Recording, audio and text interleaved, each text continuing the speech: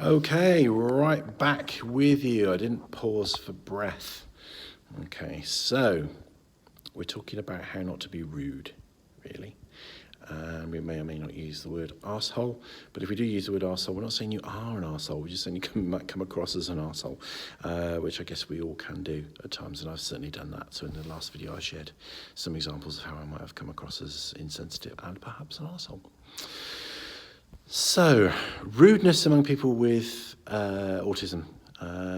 So we talked about the two different types, the subtypes. The kind of the more introverted and awkward, and or if you like, the underconfident and the overconfident. Okay, so the overconfident is probably more likely to cause offence because of the sheer force of their personality. So they're more likely to be to have some slightly aggressive body language and aggressive behaviours, and to kind of be very dominant in how they come across. So they're more likely to cause offence, but both types can cause offence. So the other area where Aspies and Askies can come across as very rude is in our directness. Now, on many levels, that directness I think is lovely and refreshing, and you know, it's without kind of wanting to, without saying this in a negative way, kind of childlike, because there's something lovely about the way children just say what they think. You know, they don't beat around the bush, and that can be really nice, and it can also be horrible. It can also be really, really, really nasty. And I've had, you know, I've got lots of friends, and I've had lots of friends on the spectrum, but some I have sacked because of their rudeness. I tend to give somebody a chance. Sometimes 2 chances, sometimes multiple chances. But ultimately, if somebody keeps being rude to me, then fuck them. I'm not going to have them in my life. I have no time for people to be rude. So I'm trying to think of some of the examples of people on the spectrum that have been rude. So occasionally I get kind of comments on my YouTube videos from people on the spectrum. So I had somebody recently that, not in a critique or an attack really, but in a very matter-of-fact way, a kind of by-the-by way. So it was talking about my videos and saying, well, I know your videos are all quite lightweight. I wasn't as offended as I could have been if I didn't know that person was on the spectrum. But I was thinking, my videos are lightweight.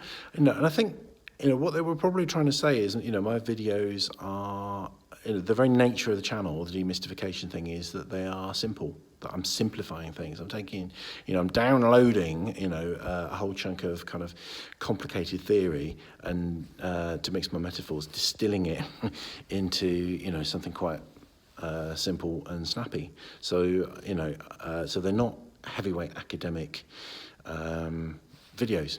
Okay, so I guess, technically you could describe that as lightweight, but lightweight is a really offensive way of describing it. So, another time I was with somebody who,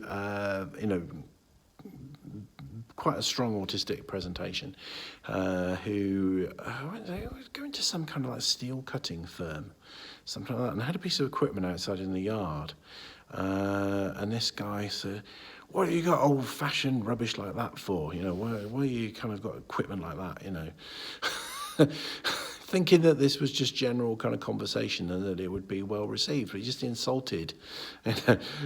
What I think something that people with autism sometimes fail to grasp is if you insult or denigrate or criticize something that belongs to someone or something that they're associated with or an opinion that they hold, you by proxy or by association, you are insulting them, and it can be extremely hurtful. And it can be done by people with autism with a real casual blasé unawareness. I mean, I remember once, again, I'm very sensitive, so I fit into the underconfident kind of subtype. Interestingly, watch my video on confidence, because that's really interesting, because being confident isn't necessarily good. Being underconfident isn't necessarily bad. That's something I go into in another video. So, I just remember once seeing this guy. I saw him a couple of times. He fixed car stereos on the cheap. And he was very aspy because he would just go on and on and on about all the different makes and, their their respective merits and stuff like that. You know, a degree that went completely over the top of my head. You know, if I was able to understand the conversation that he was chucking at me, I would have enough nous to be able to fix my own car stereo. I wouldn't need to go to him. You know, so he was talking way over my level on his special interest subject.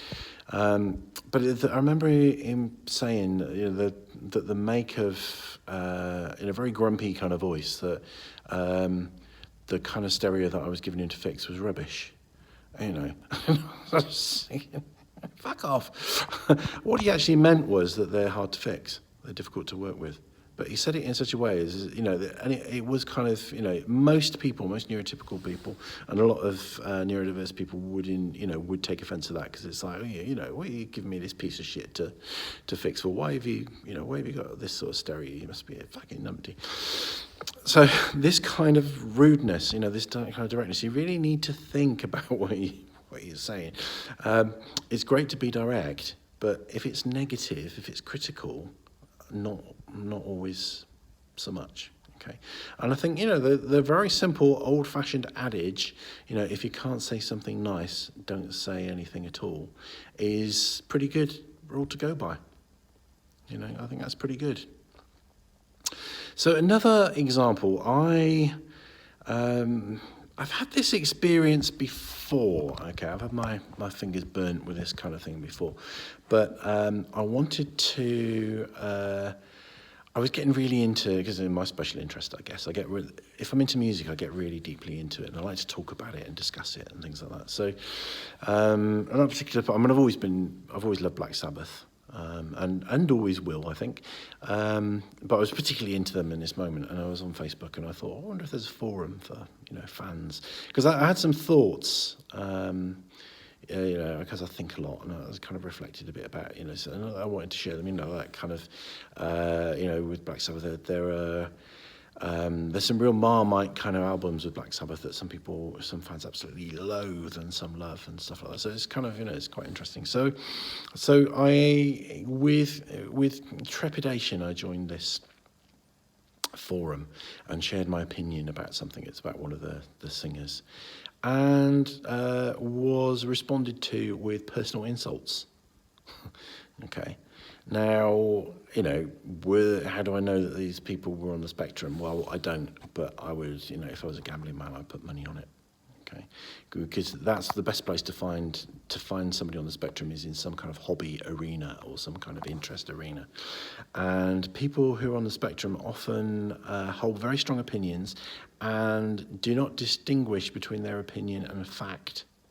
Okay, and second to that is they think that because they think what they're talking about is not opinion and is accuracy, they feel that accuracy and, you know, their truth is more important than social cohesion.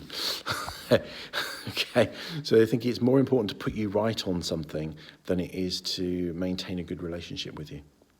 Okay, so they would actually be personally insulting. And I've seen on these kind of fora, I've seen, you know, hugely rude, vitriolic comments to people who just have a different opinion about something. Now, sometimes these people are just people who are uneducated, people with low IQ.